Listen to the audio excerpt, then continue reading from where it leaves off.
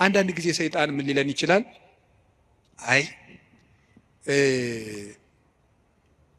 እንዲሆኜ ረክሼ ቤተክርስቲያን አልሄድም፣ እንዲሆኜ ረክሼ የጸሎት መጽሐፌን አልነካውም፣ እንዲህ ባረኩበት እጄ እንዲህ በልኮ እንዲሁ ይገርማቸዋል እኮ። ጸሎተኛ ለመሆን ምን ያስፈልጋል ቢሏቸው አንድ አባት መጸለይ አሏቸዋል። ጸሎተኛ ለመሆን መፍትሄው ምንድን ነው? ንገሩኝ እንጂ መጸለይ ነው። ወደ እግዚአብሔር ቤት ለመምጣት መፍትሄው ምንድን ነው?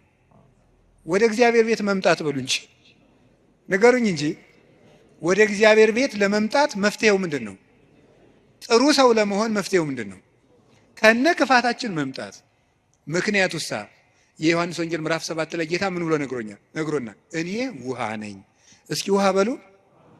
የተጠማ ቢኖር ወደ እኔ ይምጣ ሲል እኔ ምንድን ነኝ ማለቱ ነው። ስለዚህ ወደ ወንዝ የሚሄድ ንጹህ ሰው ነው ያደፈ ሰው ነው? ንገሩኝ። ያደፈ ሰው ነው። እንዲያውም ካደፍን ነው ቤተክርስቲያን መምጣት ያለብን።